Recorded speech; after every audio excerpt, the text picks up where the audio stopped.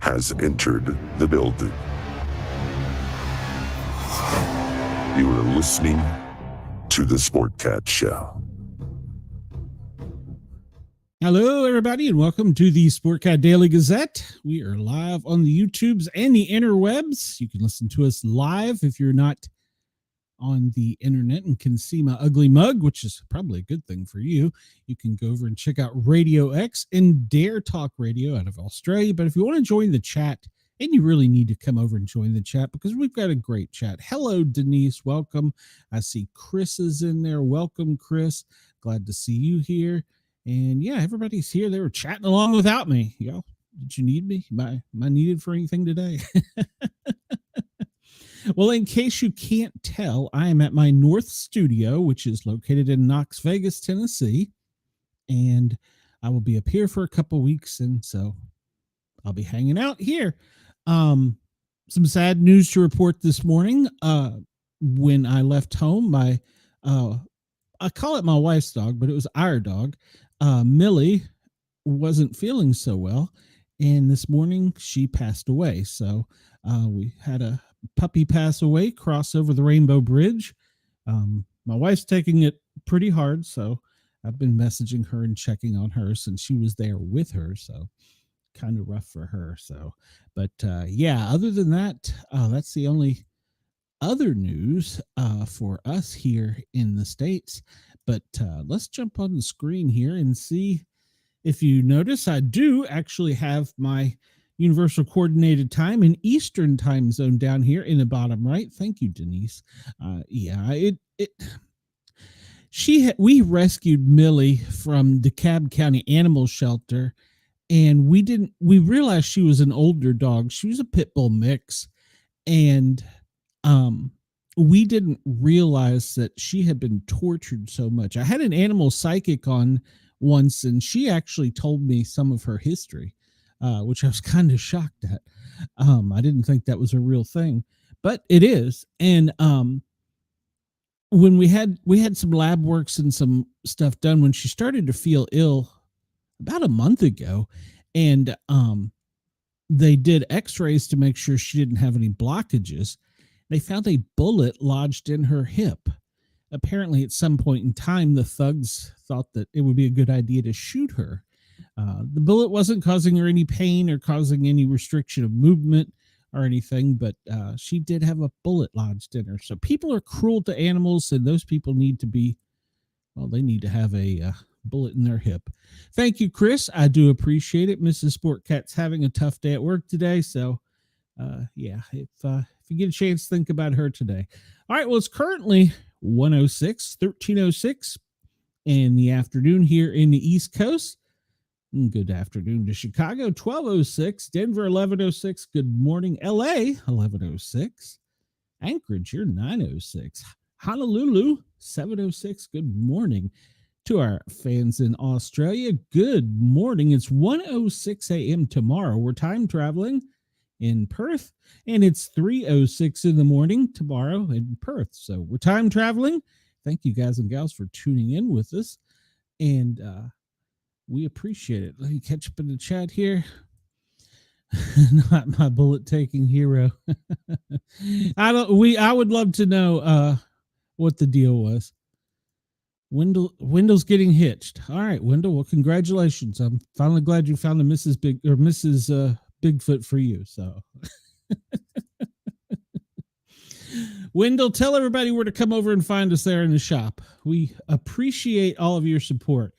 Well, as you guys and gals know, we start off doing a little history, and today is no different. So we're going to talk about 1693. Don Perignon. He invented champagne. Benedict monk Don Pierre Perignon invented champagne at his abbey in the Hautes-Villers in France. According to the legend, he called out, "Come quickly, I am drinking the stars," when he first took a sip of his creation. Despite such mythology, the historical record shows that modern champagne wasn't invented until the mid-19th century, long after his death. Well, what was he drinking then? So that's weird. All right. 1892, excuse me, the axe murders of Andrew and Abby Borden. That's a famous story. Andrew Borden and his wife Abby were hacked to death by axe murderers inside their Fall River, Massachusetts home. Blame quickly fell on their 32-year-old daughter Lizzie, who reportedly hated her stepmother. Lizzie claims she was in the barn when the murders occurred and later found her father dead in the living room. The crime remains unsolved to this day. 1944, well, Anne Frank was captured by the Gestapo. The Nazis find Anne Frank and her family inside the secret rooms of an Amsterdam warehouse where they had been hiding for more than 2 years. A Dutch informer told authorities of the Franks' whereabouts, and the Gestapo captured them, along with the Van Pels family and Fritz Pfeiffer, who were hiding with the Franks. All were sent to concentration camps, though, who betrayed Anne Frank and her family to the Nazi.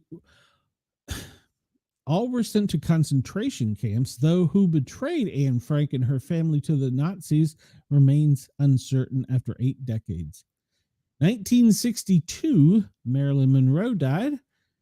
She died of acute barbiturate poisoning in her Los Angeles home. Her housekeeper noticed a light on underneath the locked door and called her psychiatrist, who broke into the room through a window and found her dead, surrounded by empty pill bottles. They ruled her death a suicide. Over the past 6 years, her death has become the subject of many conspiracy theories, ranging from murder arranged by the Kennedy family to a mere accidental overdose. Weirdly enough, why did they call her psychiatrist? Did they not have in 1962 a fire department or portable doctor, an ambulance, something? I don't know. 1987, Carlina White goes missing from a Harlem hospital. After baby Carlina showed signs of infection, her parents Joy and Carl rushed her to the hospital. Hours later, a woman entered Carlina's room and abducted her. Joy White and Carl Tyson would not see their child again for 23 years. In 2005, Carlina, then going by the name Nadra Nance, realized that her, quote, mother kidnapped her when she was a baby. She was able to get in touch with her parents through an online missing children's database to end the 23-year-long mystery. Interesting. All right, let's see what else we got going on in history today. Did I get out of sorts? I guess I deleted one. Okay, well, we'll just skip to what is today. August 4th today is National Coast Guard Day, and it's National Chocolate Chip Day. All right, well, the good news is I'm here at Mom's, and I just had some of her hot chocolate chips for me, so that was good news. Let's see what else it is today. Assistance Dog Day. Yes, our animal friends can help us in so many ways. It's Commerce Day, Cook Island Constitution Day, Festival Monday, Founders Day, Heritage Day, Alberta, Hooray for Kids Day, International Clouded Leopard Day, Kadooment Day, Kirbachi Youth Day, Métis Slavinska Day, Natal Day, National White Wine Day, New Brunswick Day, New South Wales Bank Holiday, Picnic Day, Single Working Women's Day, Terry Fox Day, and it's the birthday of the Coast Guard, and it's World Alternative Games Day. Interesting. Chris says, I punched a guy in a bar once for calling a woman an acute barbiturate. Was it in Cincinnati, Chris? Asking for a friend. Some other sad news we have to report today. Lonnie Anderson, the beloved actress and star of the hit TV series, one that inspired me, WKRP in Cincinnati, has died. Los Angeles Lonnie Anderson, who played the struggling radio station's empowered receptionist on the hit TV show WKRP in Cincinnati, died just days before her 80th birthday. She died at a hospital following a prolonged illness, said her longtime publicist, Cheryl Kagan. We are heartbroken to announce the passing of our dear wife, mother, and grandmother, her family said in the statement. BKRP aired from 1978 to 1982 and was set on in a fledgling Ohio radio station, trying to reinvent itself with rock music. The cast included Gary Sandy, Tim Reed, Howard Hessman, Frank Bonner, and Jan Smithers, alongside Anderson as the sexy and smart Jennifer Marlowe. As the station's receptionist, the blonde and high-heeled Jennifer used her sex appeal to deflect unwanted business calls for her boss, Mr. Carlson. Her efficiency often kept the station running in the face of others' incompetence. The role earned her 2 Emmy Award nominations and 3 Golden Globe nominations. She starred on the big screen also with Burt Reynolds in 1983, Stroker Ace, and 2 years later she married the tabloid fixture, Burt Reynolds, but then they had a messy breakup in 1994. Their son, Quentin Reynolds, was the best decision that we ever made in our entire relationship, she said during an unveiling of a bronze bust at Reynolds' Hollywood grave in 2021. I think back to the beginning of our relationship, and it was so, oh gosh, tabloidy. We were just a spectacle all the time, and it was hard to have a relationship in that atmosphere. And somehow we did it through many ups and downs, she told the press. Anderson detailed their tumultuous marriage in the 1995 autobiography, My Life in High Heels, which she said was about the growth of a woman who survives. If you think you're going to write a book about yourself, you have to do it warts and all, she told the AP while promoting the book. You may not even tell the nicest things about yourself because, well, you're telling the truth. She was married 4 times, most recently to Bob Flick in 2008. She was born August 5th, 1945 in St. Paul, Minnesota. Her father was a chemist and her mother was a model. Her first role was a small part in the 1966 film Nevada Smith, starring Steve McQueen. Most of her career was spent on the small screen, with early guest parts in SWAT, Policewoman, of course, WKRP, Easy Street, and made-for-TV movies. 2023, she starred in Lifetime's Lady of the 80s, A Diva's Christmas with Linda Gray, Donna Mills, Morgan Fairchild, and Nicolette Sheridan. I'm heartbroken to hear the passing of the wonderful Lonnie Anderson, Fairchild wrote on X. The sweetest, most gracious lady. I'm just devastated to hear this. She was survived by Flick, her daughter, Deidre, and son-in-law Charlie Hoffman, son Quentin Anderson Reynolds, grandchildren Mackenzie and Megan Hoffman, stepson Adam Flick and wife Helene, step-grandchildren Felix and Maximilian. Private family service is planned at the Hollywood Forever Cemetery. Chris, Golden Globes. You know, this will probably sound bad, but when we were young, she did a Playboy, and all the young adults were scrambling to try and find a copy. Man, that was years ago. Whew. All right, well, this is some interesting national news, but it's also local here to me in Tennessee. Law enforcement's fined 14 IEDs, improvised explosive devices, in a home of a Tennessee man arrested for threatening to, quote, kill law enforcement and public officials. After taking the man into custody, the Polk County Sheriff's deputies and detectives noticed something was smoldering in the bedroom where he was found. Old Fort, Tennessee, officers found 14 improvised explosive devices while executing a search warrant for a man who had threatened to kill public officials and tried to detonate the devices as he was being arrested, Tennessee authorities said Saturday. Detectives and deputies went to the home about 45 miles east of Chattanooga, seeking to apprehend the 54-year-old suspect. The Polk County Sheriff's Office said in a statement, after taking him into custody, the officers noticed something was smoldering in the bedroom where he was found. the sheriff's office stated. They saw what appeared to be an improvised explosive device and evacuated the home. Subsequently, bomb squad officers and agents with the Federal Bureau of Alcohol and Tobacco and Firearms, ATF, found the 14 devices, according to the sheriff's office statement. The suspect was charged with 11 counts of attempted first-degree murder, 14 counts of prohibited weapons, 1 count of explosive components, according to the sheriff's office. He's being held at the Polk County Jail, which could not confirm whether he had a lawyer or if he could speak on his own behalf. He had active warrants for threatening to kill public officials and law enforcement personnel in the county. The public affairs director for the Chattanooga Police said via email, none of the devices were detonated. She did not comment on the suspect's threats against officials or whether he was arrested because they believed there was a, quote, imminent danger.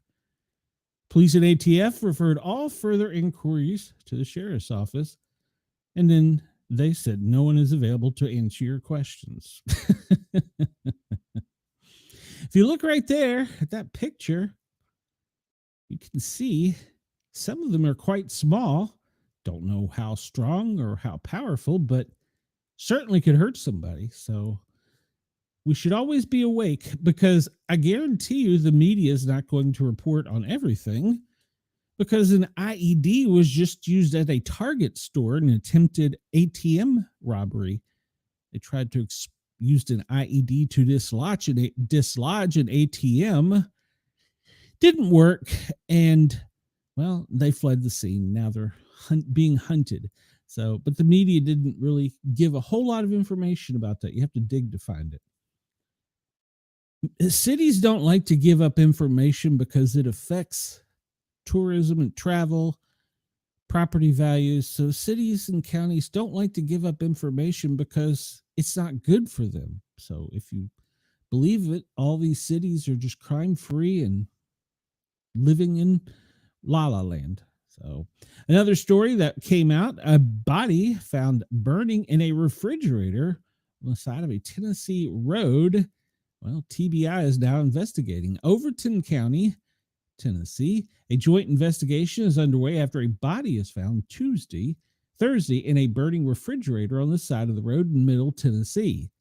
Officials with the Overton County Sheriff's Office say deputies responded to a report of a refrigerator on fire on the side of Sunk Cane Road in the early morning hours of Thursday. Upon arrival, deputies found a body in the burning refrigerators. Detectives and agents with the TBI, Tennessee Bureau of Investigation, responded to the scene, and the body has been sent to the medical examiner's office for autopsy and identification. The TBI collected the refrigerator and has taken it to its Nashville lab. Anyone with information is asked to call the Tennessee Bureau of Investigation or the Overton County Sheriff's Office. That's not something you see every day. So, yes, anyone with information, please contact. And this comes to us from Breitbart. Another thing that we're not really getting told about is when ICE agents are coming under attack while in the course of doing their job. A U.S. Immigration and Customs Enforcement Agency and other federal agents and officers attempt to enforce U.S. immigration law. They are increasingly coming under physical attack. Recent arrests related to the assaults may be a sign that the federal government has had enough of the rising trend of violent assaults on our federal immigration agents.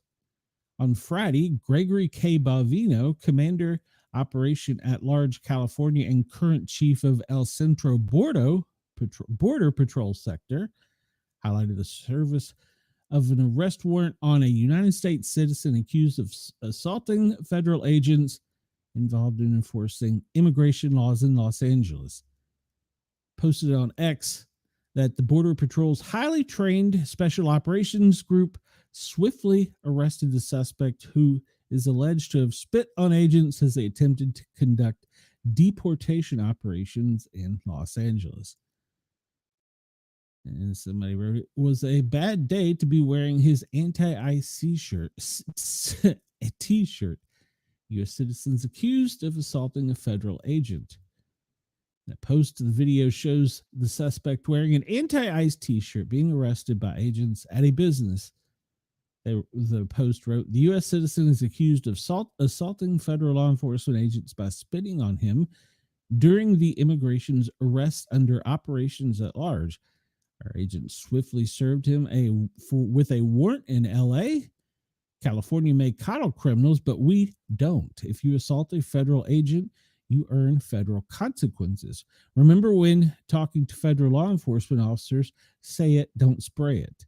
In another recent arrest, the United States Attorney's Office in Oregon announced the arrest of a Portland man suspected of committing various offenses, including aggravated assault on a federal officer and damaging federal property during a violent protest at an ICE event in South Portland.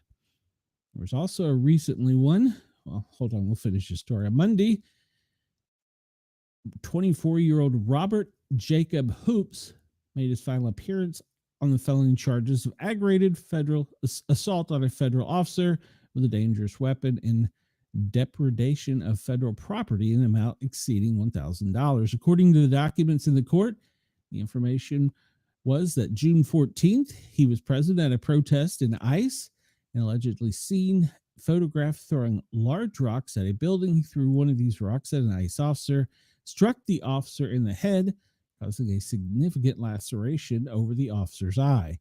Later that same day, they alleged that him and two other individuals were seen using an upended sign as a makeshift battering ram, which resulted in significant damage to a main entry door to the ICE building. He was identified through photos online the same day.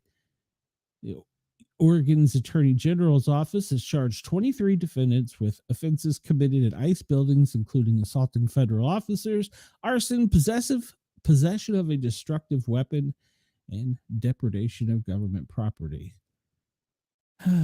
Meet Jacob Hops. He's an Antifa member. Well, all right. Interesting. And in another widely publicized assault case, ICE agents, two medical clinical workers, were arrested and charged with assaulting a federal agent in LA, according to the U.S. Attorney General's office in Central California District. Jose de Jesus Ortega, 38, of Highland, and Danielle Nadia Davila of Corona,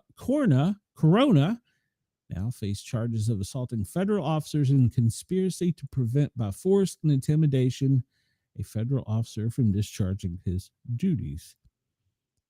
And there was another story where I think it was in Denver. I just saw it as it was coming out.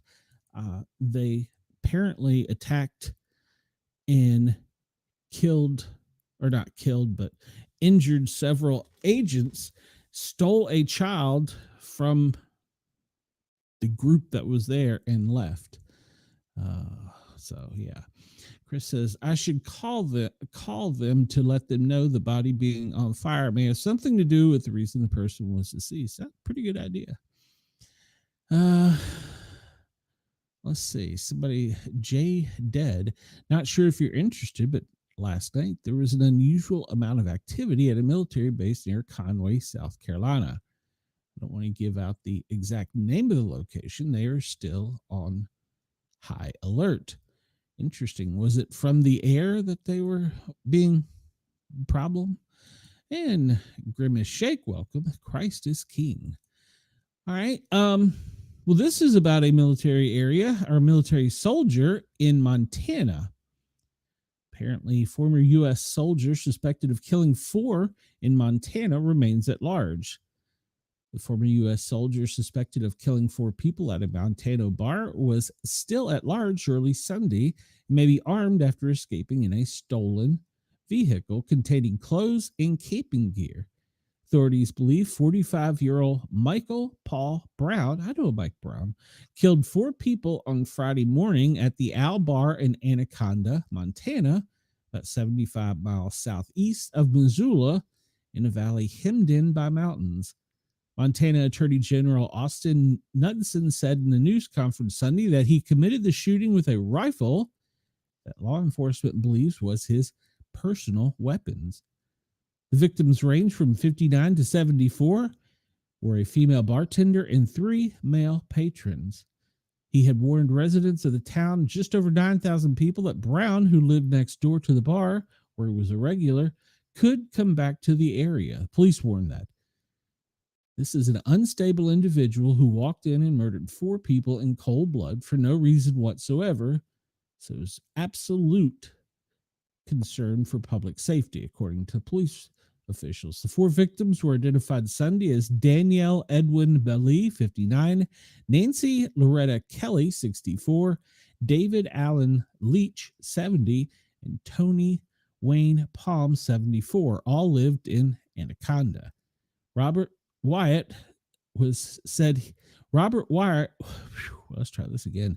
Robert Wyatt said he was neighbors with Leach at a public housing complex for elderly people with disabilities. Everybody is nervous since Friday, Wyatt said. Leach was deaf and kept mostly to himself, Wyatt said, and he only recalls Leach having a family visit once almost a year ago, but was always happy to help his neighbors with chores like moving furniture. If you needed help, Dave would help. He was a good neighbor. Everybody in the town knows each other. Numerous public events were canceled over the weekend as the search entered its 3rd day, according to Facebook posts. Law enforcement scours the wild terrain and woods southwest of Anaconda have been closed to the public by the National Forestry System. David Jebrek said that a mass shooting in a place as small as Anaconda is baffling to many. He said that he regularly saw both the shooter and the victims over the course of 20 years that he has lived in Anaconda. We only have 9,000 people, so it's like, what the hell just happened?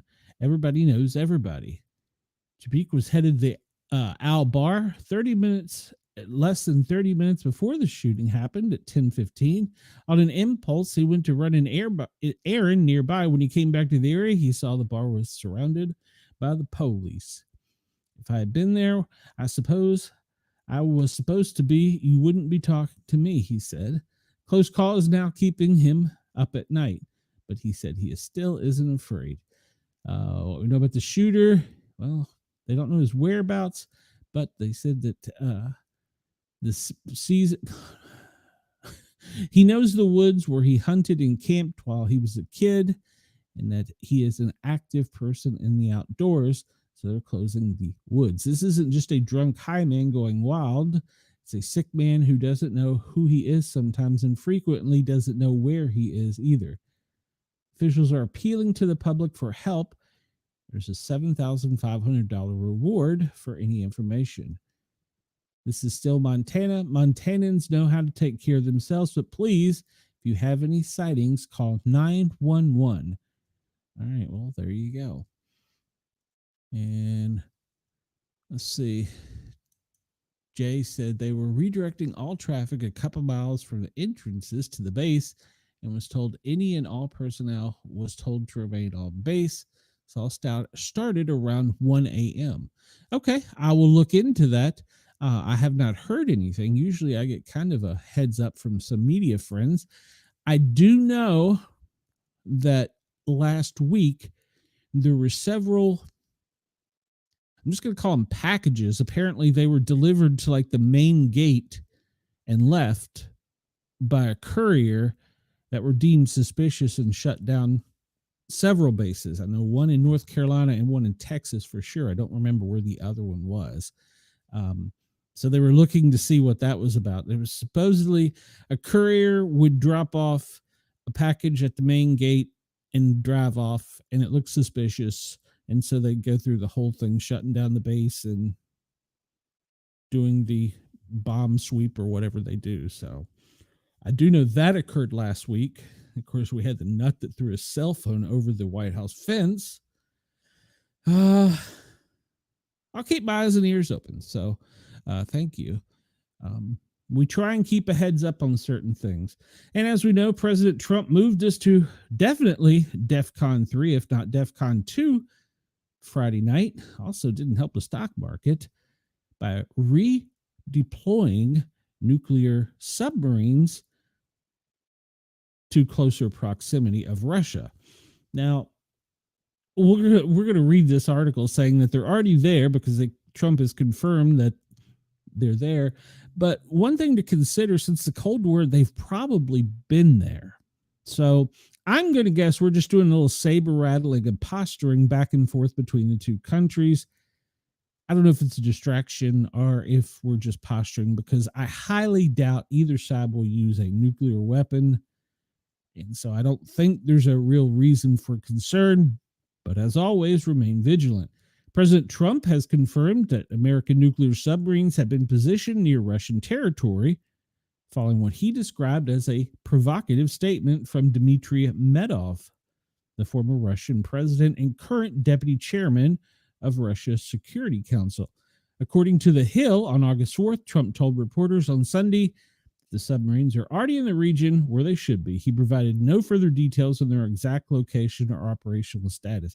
Do you really think he's going to? The announcement follows an earlier statement made by Trump via Truth Social that he had ordered the deployment of 2 nuclear-powered submarines as a precautionary measure in response to Russia's remarks. On Saturday, Trump reiterated that the submarines had already been moved closer to Russia. Now, let's just think about this. Do you think Russia moved theirs closer to the United States and just didn't say anything because their leader was military and he knows don't talk? So, the Russian leader had referenced the Soviet-era automatic nuclear strike systems known as, quote, dead hand, and made indirect threats towards the United States, prompting Trump to issue a warning and advise him to, quote, watch his words. Though Trump did not specify which submarines have been deployed, defense analysts suggest they are likely from the Ohio-class ballistic missile submarines that serve as the core of the Navy's sea-based nuclear deterrent. These vessels are armed with Trident intercontinental ballistic missiles and maintain continuous patrol rotations to ensure second strike capability. The Ohio class is set to be gradually replaced by the next generation Columbia class submarines beginning in the early 2030s. Commenting on the situation, the head of the office of the president of Ukraine, Andriy Yermak, stated that peace through strength remains an effective strategy. So, as we know, Trump is tariffing them all, but yeah.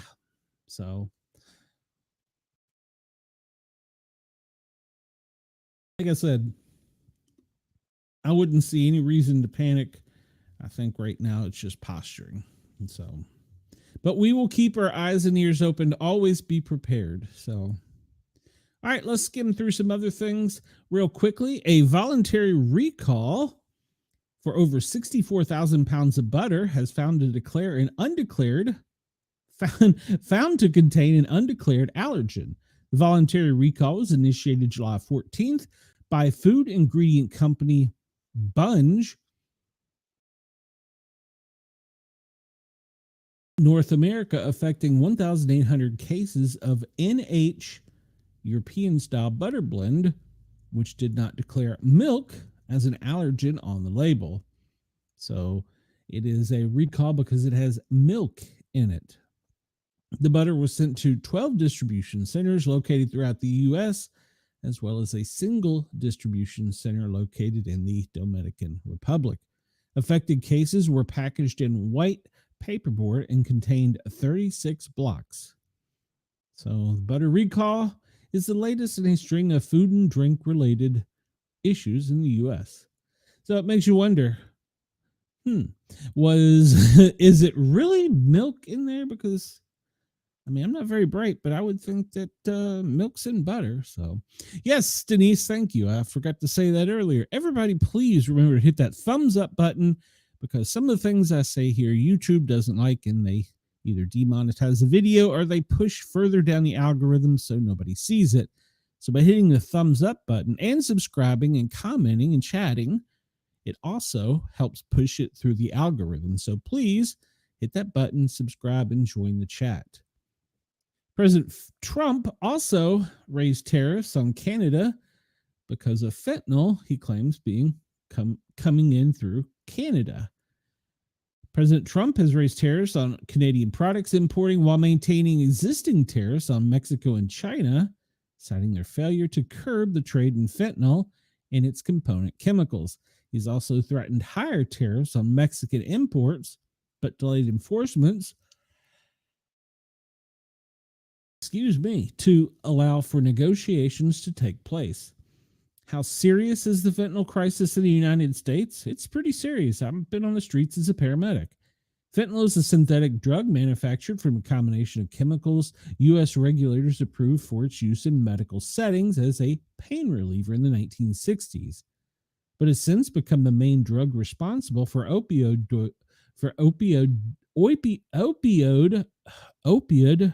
overdoses deaths in the U.S.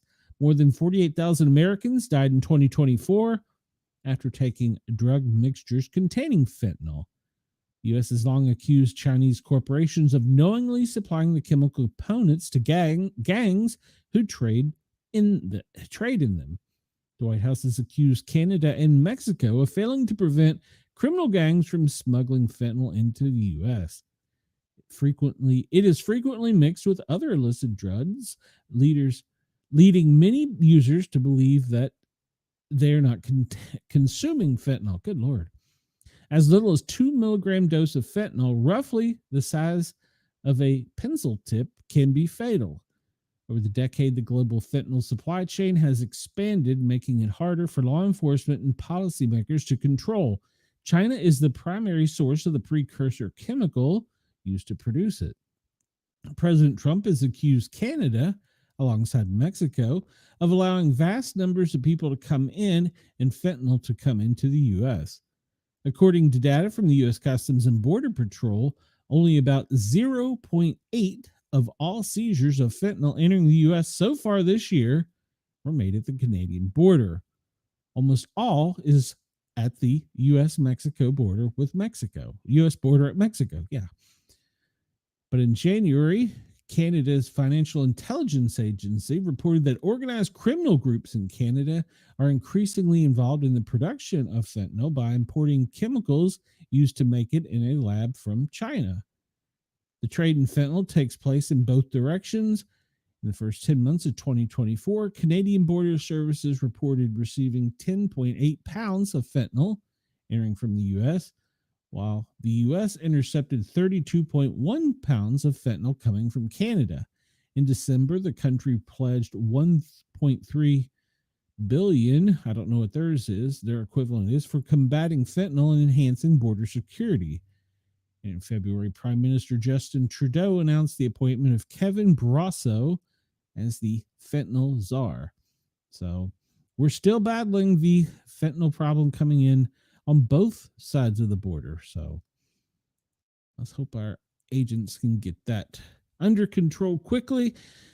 This was a headline that's trending, and it happened over the weekend. Pilots of United Air Flight 108 declared a mayday after experiencing an engine failure shortly after takeoff from the Washington Dulles International Airport on July 25th. The Munich-bound 787 carrying 219 passengers, 11 crew members, encountered the trouble as they ascended to 10,000 feet. The pilot says, "Mayday, mayday, mayday, failure engine, left engine, United 108." The pilots told air traffic controllers. So if you look at the flight aware and listen to the audio, this website here does a really good job of matching the two. The air traffic control instructed the pilots to make right turns, which were much easier for the aircraft to return them back to Dulles, but they had to maintain to 5,000 to 6,000 feet for about 10 minutes so that they could dump fuel over the mountains, and then they could come into Dulles safely. They completed a second loop after dumping the necessary fuel, and they landed the aircraft at Dulles shortly, more than 30 minutes after being in the air for only 30 minutes. All passengers and crew deplaned safely. So there you go. Interesting. They just dumped all the fuel. So good afternoon, Seoul, or good morning.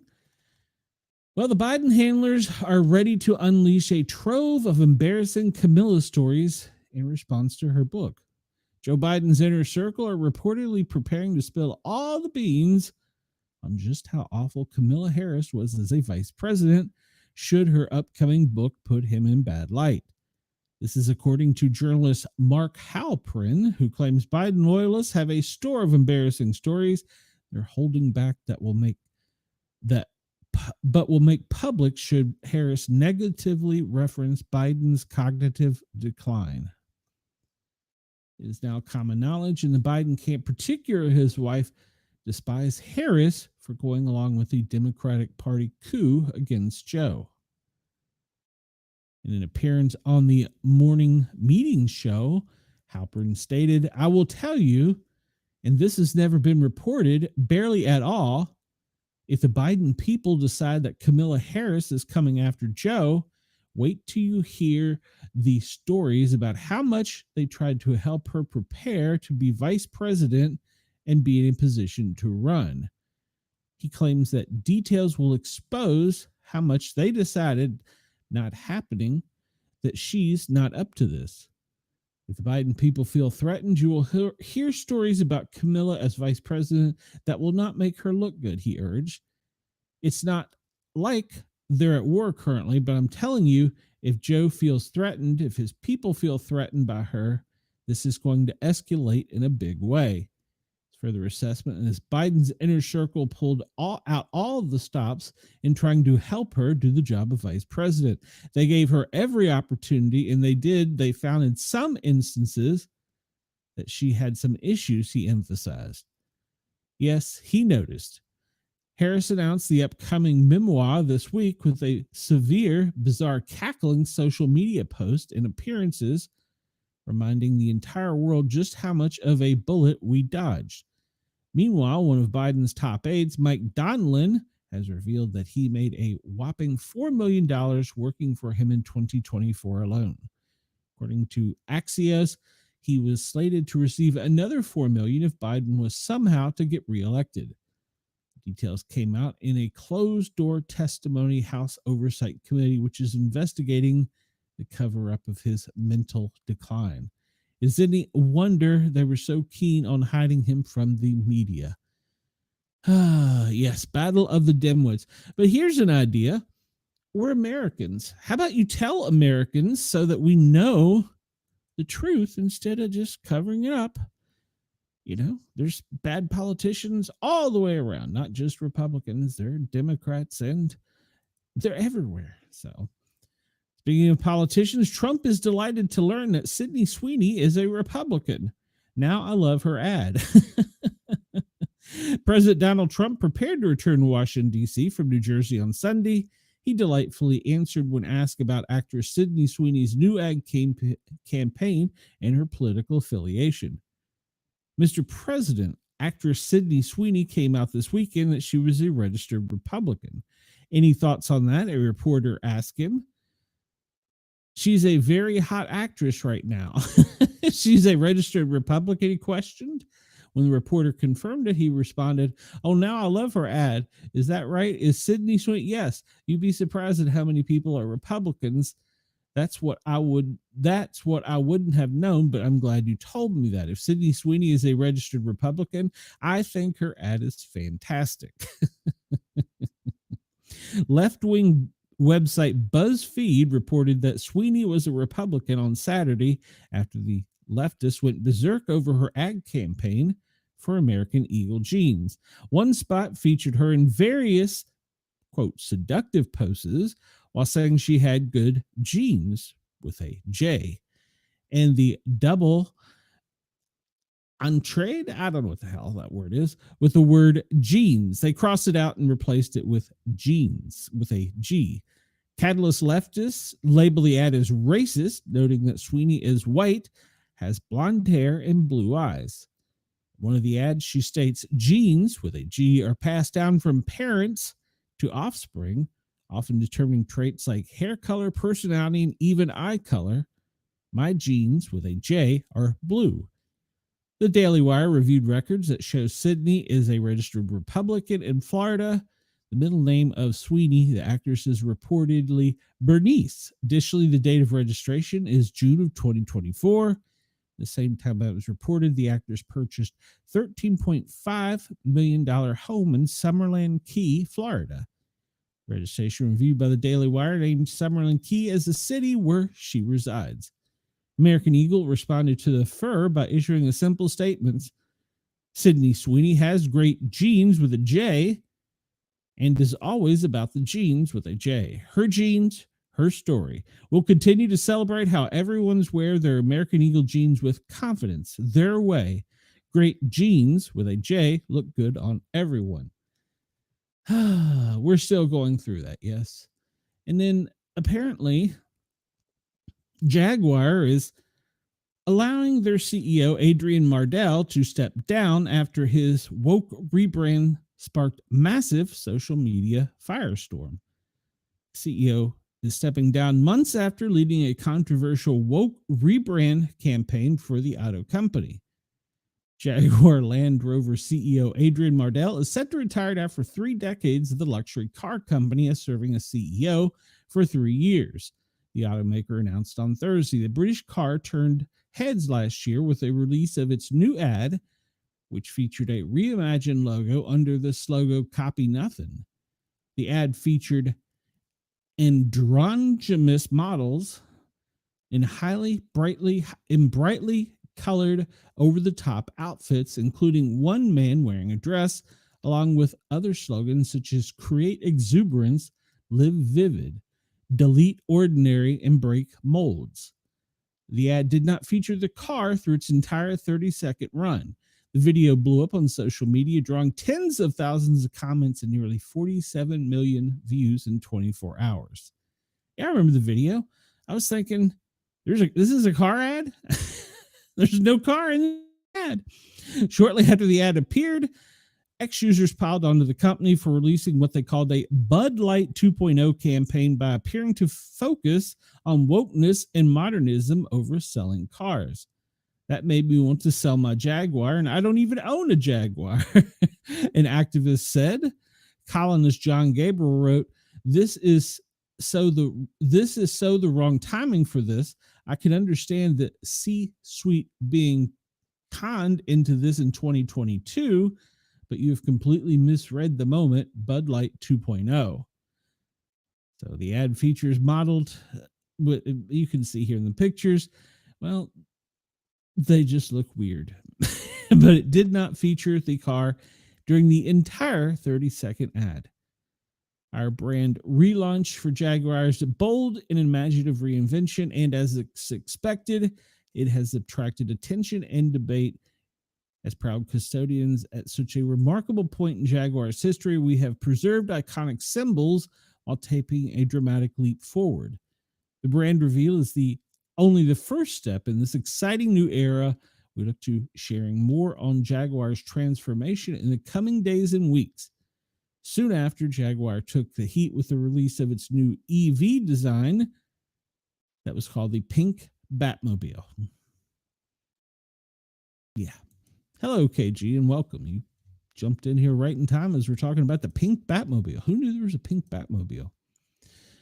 All right, so we're going to just hit this roughly because more video has come out about this. More people have been arrested. And we're talking about the Cincinnati incident. Wrong button. Because, well, I don't know what the heck button that was. This is just carrying on and on and on. So the brawl in Cincinnati around 3 a.m. Saturday, July 26. It's gained national attention and has provoked safety concerns, racial divide, as it should, and political debate. Well, what have we learned? It started with a video of a fight going viral on social media showing a white man being punched by multiple black people and falling to the ground, where then he is repeatedly kicked. A woman could also be seen in the video being punched and knocked to the ground. Police announced Saturday they had seen the video and were investigating the large fight that occurred on 4th Street. Several suspects were then reportedly identified in the brawl. On Sunday, July 27th, by Monday, July 28th, the video had gained national attention and several politicians voiced their opinions on the incident, including our vice president, who said the only way to destroy the street violence is to take the thugs who engage in that violence and throw their asses in prison. It seems to be common sense. Both Cincinnati mayoral candidates addressed the brawl and public safety as residents voiced major concerns amid a recent crime surge.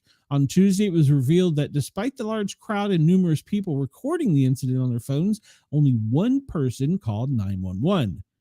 For us to get only one person to call about this incident is unacceptable in the city, the police chief said. I think what happened is a frightening reflection of where we are as a society today. I agree with her on that. Downtown residents shared the crowds outside Brawl, the club, and said it had been reported numerous times before the brawl, and concerned residents had already met with city leaders. Jeff Ruby, CEO, released a statement on social media on behalf of Cincinnati's Downtown Restaurant Coalition, talking about the fight. She called the incident disturbing and used that moment to share thoughts on the violence downtown. Well, the FBI has begun to coordinate closely with Cincinnati on Wednesday to determine if any federal laws were violated as authorities continue to identify more individuals involved in the incident. Politicians continued to voice their views on the brawl, and, well, we know some of them were less than nice. And the city council mayor said the city council and mayor could come up with a plan in 30 days to enforce civil right protections and law and order. More cops. Multiple politicians made shocking comments. Cincinnati City Council member Victoria Parks wrote, "They begged for that beatdown." Ross Township trustee David Young wrote, "Cincinnati has a problem and has always had a problem with," this is his words, "black citizens." This is his words. This is a quote. "They're animals and won't change." That was his quote. He also used a racial slur in one of his social media posts and then refused to step down after his community held an emergency meeting for him to do so. On Friday, August 1st, Cincinnati mayor said and other city community leaders discussed the path forward with New Prospect Baptist Church pastor Damon Lynch. Do some homework on him if you want to dig up some dirt. Why they had to call for a preacher for a crime is, well, anyhow. The local bar, Love on 4th, located on the street where the brawl occurred, was under investigation by the city following a series of incidents that have prompted frequent police responses and liquor control violations. By the end of the first week since the brawl happened, a total of 6 individuals are facing charges relating to the incident before arrested, and new videos continue to be released showing different angles of the brawl. On August 3rd, 1 week and a day after the incident, the female victim, identified only as Holly, has spoke on camera for the first time. And I have a little piece here about her we'll cover real quickly, and we'll go from there. Except maybe we won't go from there. Where did my story go? I didn't want to read this. I wanted to read the story. There we go. All right. Don't know what happened there. Chris says the police chief wanted more 911 calls made because that guy's face was too much damage to the shoes of those innocent victims, citizens stomping on him. Yeah. The woman knocked unconscious in the viral video says she was waiting for an Uber when the fight began. She was knocked unconscious during the violent brawl on the 26th, and she stated in her first interview that she was lucky to be alive. Videos show part of the fight going viral on social media, raising concerns about safety in downtown. Holly, who has requested her name be withheld due to threats she has been receiving. She's the victim. Why is she being threatened? The Inquirer said she has been in and out of the hospital over the past 10 days, said she has suffered severe head trauma and a concussion. A social media clip from the fight at 4th and Elms Saturday show a man punching Holly to the ground, leaving her lying motionless until someone comes up and helps her back up.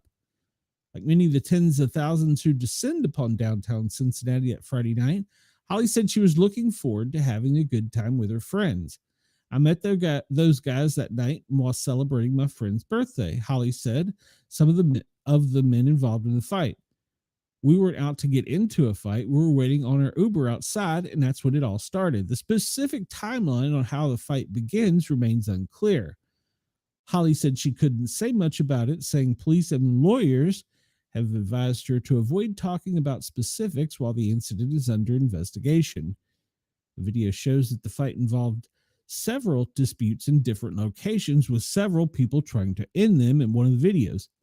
A man who police say was a victim can be heard shouting racial slurs. Detectives say 2 of the 6 suspected individuals identified coordinated the attack together.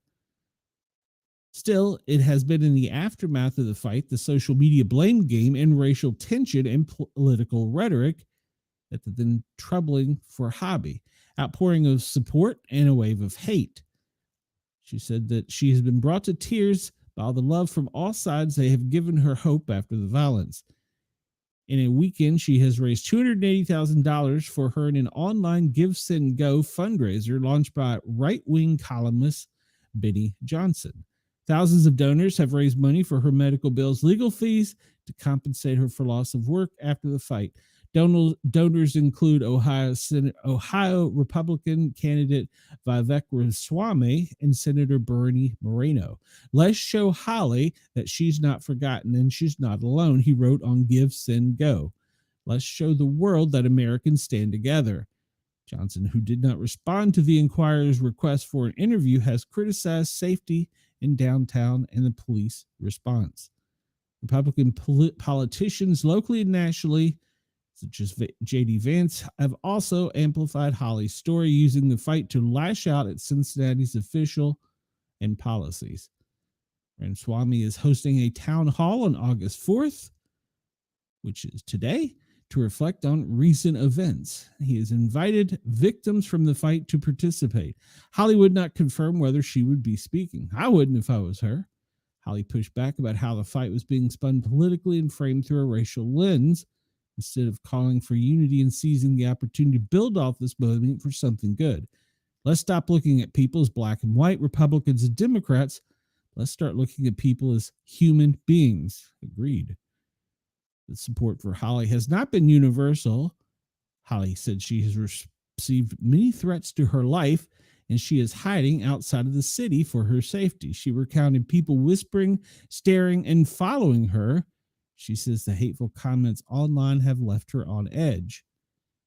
Controversial Facebook post by city councilwoman wrote they deserve that beatdown. She's got possible deep, debilitating injuries from the fight. She's a single mother of a 5-year-old girl, and she is unsure whether the fight has left her with long-term injuries. The recovery so far has been difficult. There are good and bad days. Nonetheless, Holly said she holds no hard feeling against the people who hit her. I don't feel any anger or hatred towards what happened. They should serve time in jail, but I'm praying for them. I hope they learn to control their rage and change their lives. Let's just comment real quickly here.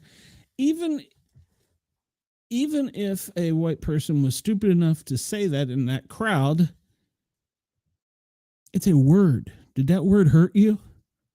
Did that word stab you? Did it shoot you? Did it slice you? Did it bruise you? It's a word. Don't let one word control your anger. We're human beings. Stop that. I sound like an old man. Stop that. Get off my lawn. We sometimes talk about this, the silent watchers, how surveillance balloons are redefining intelligence in the sky. Surveillance balloons are making a comeback as a cost-effective, high-altitude solution for real-time intelligence and defense. From military spy missions to disaster monitoring, these silent sentinels offer unique advantages over satellites and drones, which also pose new security risks. Which country will lead this emerging race? Surveillance balloons have gained more popularity in recent years as countries seek to optimize their spending on national security without compromising the quality of their reconnaissance. Just last week, the United Kingdom announced that they had completed a series of trials on unskewered high-altitude surveillance balloons. The Ministry of Defense called these tests a significant advancement in long duration, cost effective intelligence, surveillance, and reconnaissance capabilities. This June report showed that the Israel Defense Force had previously started a top secret spy balloon program over Gaza. Its purpose was to fly over underground tunnel networks, map them, and collect information about Hamas command centers, weapon storage, and movements during, before, and after attacks. France, Italy, and Australia have also partnered with tech companies to use balloons.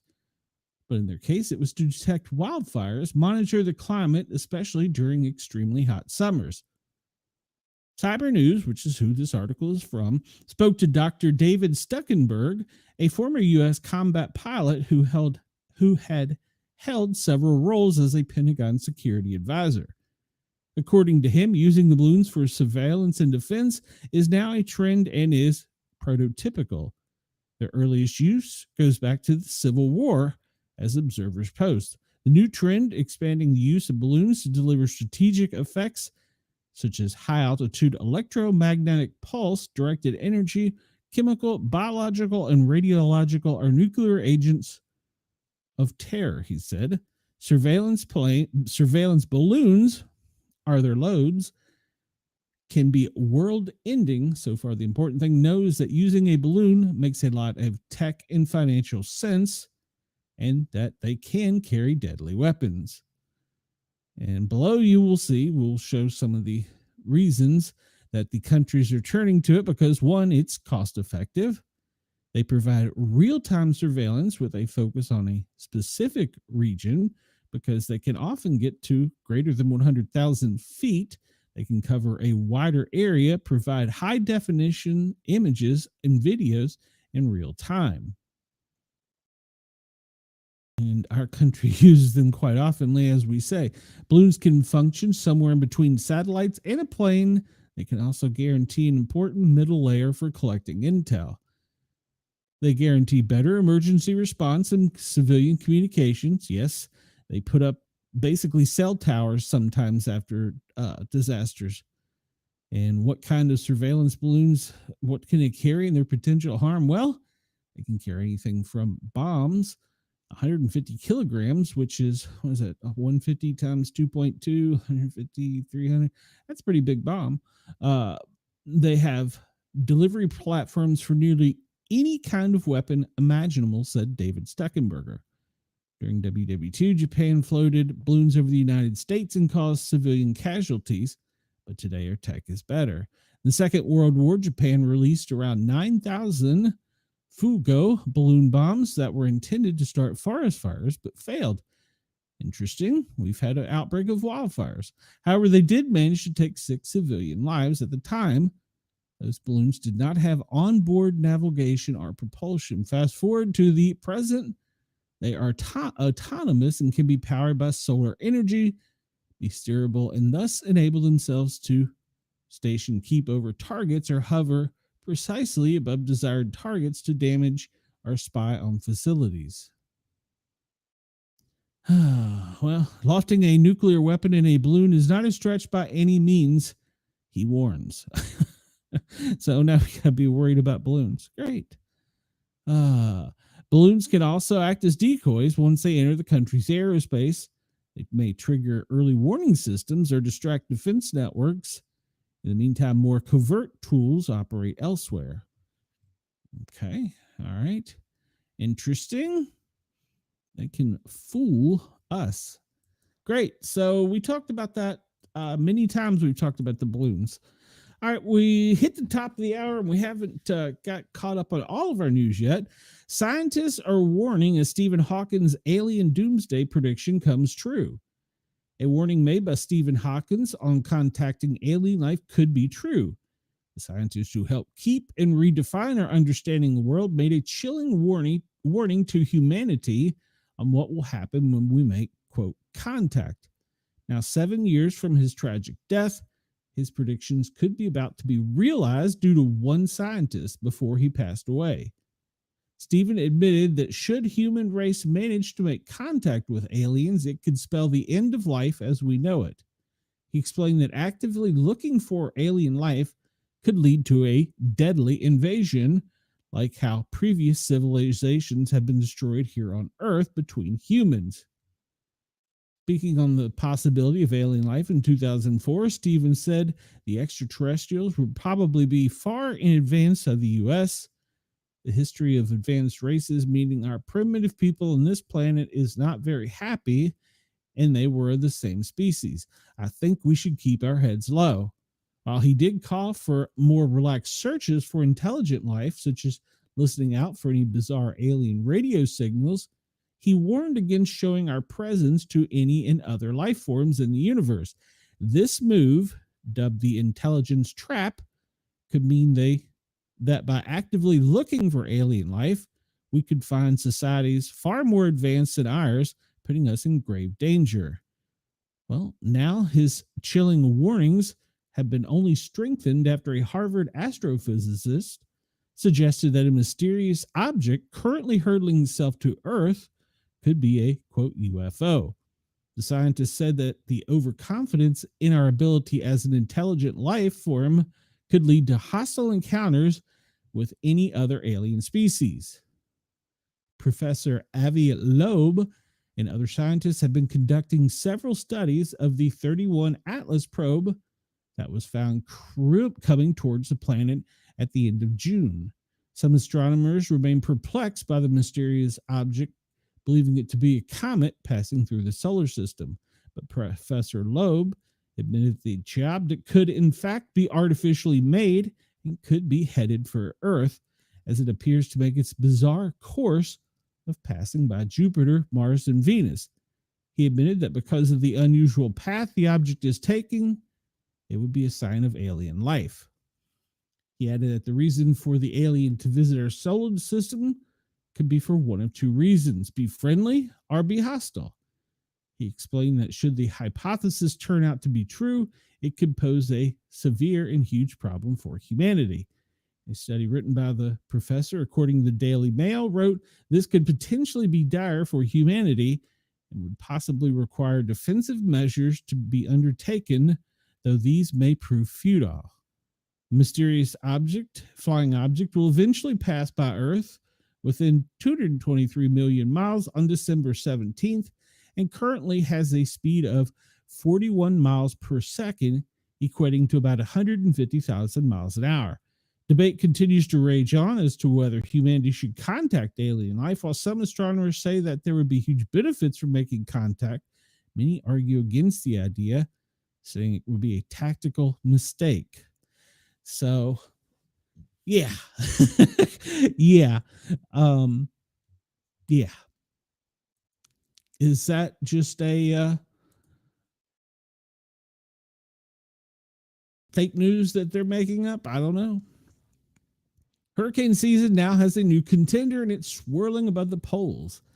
Behold the space hurricane. Just like its terrestrial namesake, it spins in vast spirals, has a calm eye-like center, but instead of clouds and rain, these electromagnetic tempests are made of plasma-charged particles whipped into motion by Earth's magnetic field. New study revealed that space hurricanes can mimic the effect of a geomagnetic storm on Earth's magnetic field, scramble GPS, and when even space weather is calm.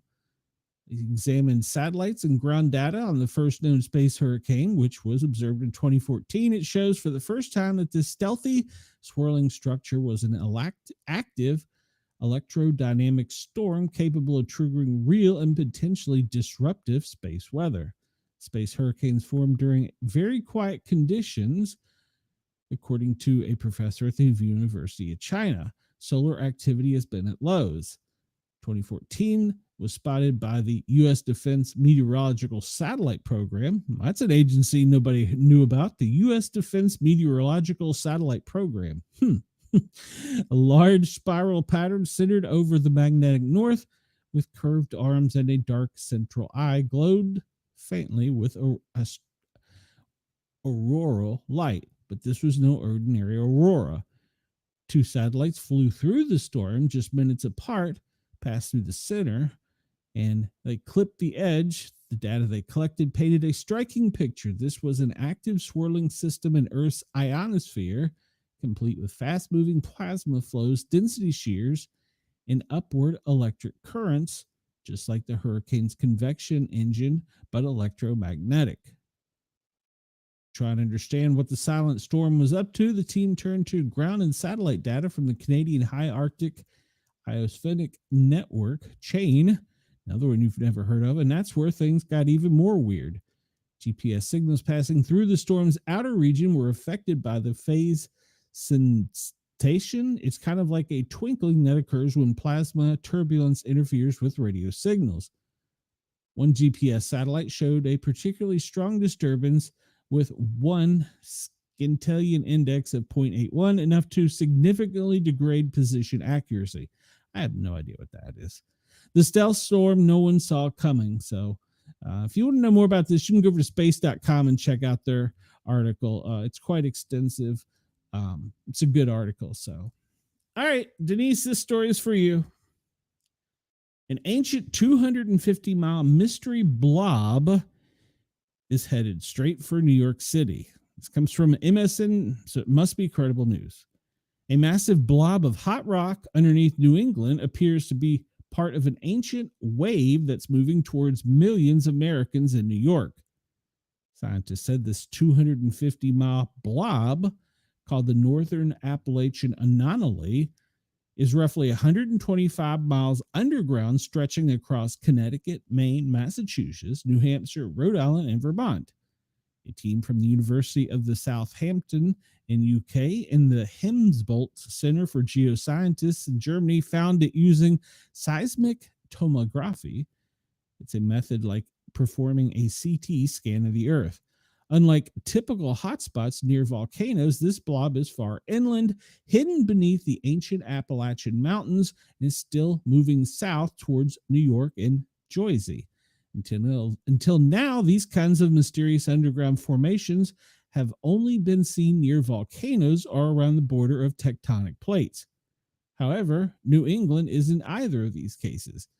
Researchers concluded that it's part of the slow-moving, quote, mantle wave, a chain of sinking and rising rocks set in motion over 90 million years ago when North America split from Europe along the sea, which sits between Canada and Greenland.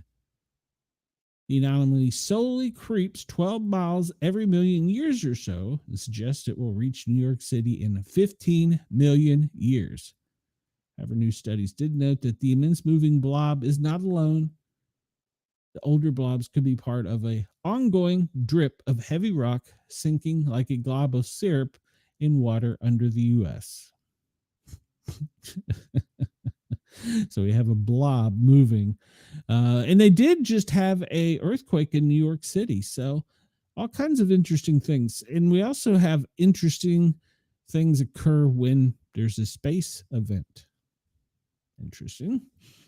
All right, Palm Beach Post. West Nile virus, a new case is found in Florida. Human case of West Nile was reported in Miami-Dade this week, according to the report from the Florida Department of Health. The same week, from the mosquito-borne diseases were reported in Colorado and Arizona.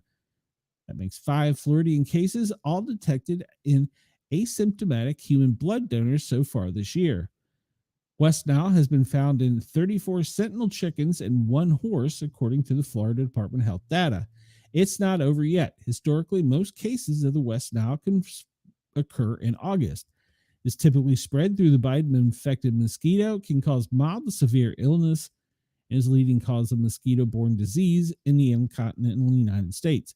There is no vaccine or medicines to treat West Nile, the CDC said, but only about 1 in 5 develop symptoms and 1 in 150 people develop serious or fatal illnesses. It's rarely transmitted from person to person, though it can be transmitted through blood and organ transplantation. There have been at least 98 cases of West Nile reported in 23 states at the end of July, according to the CDC. More than 50 of them were neuroinvasive cases, meaning they affected the victim's nervous system that totally relies on healthcare providers. That does not include fluoridating cases.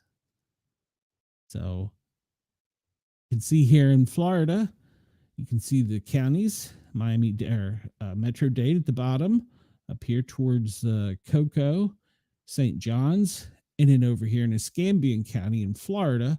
And then I also have a close a map of the United States. That Blob moves slower than Chris Christie. That's a good point. We can see here Texas has 9 cases, Louisiana 9, Mississippi 7, Alabama 3, Georgia 2, South Carolina 1, Virginia 1, Tennessee 3. Up here in New York has got 2, and it's still New York. All right. In Ohio, 1, Indiana 1, 3 in Illinois, 1 in Wisconsin. So you can see the states in blue. This is not a political map. In 6 to 8 or 9 to 25, and light green is 1 to 5. So if you see that in your state, probably a good idea to wear some kind of bug repellent when you go outside so you don't get bit, because it could be bad for you.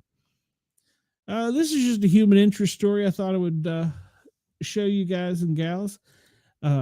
This police officer kind of goes above and beyond the call of duty.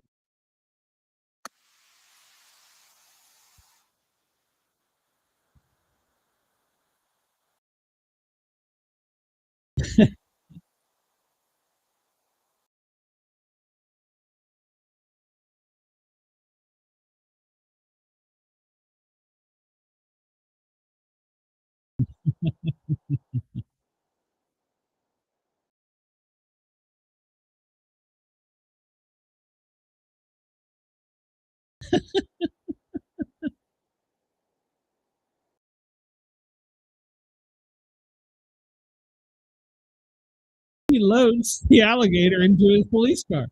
He didn't put him in handcuffs.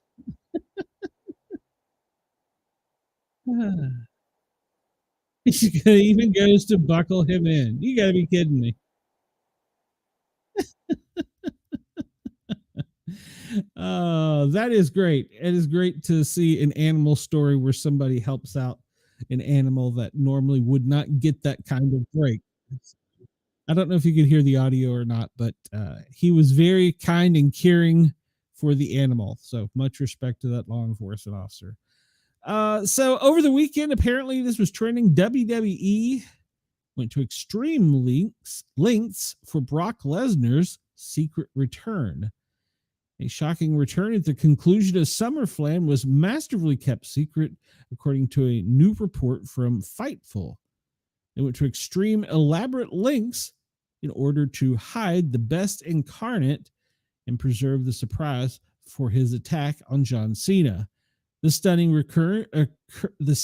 return came after the main event Tuesday night. On Sunday, August 3rd.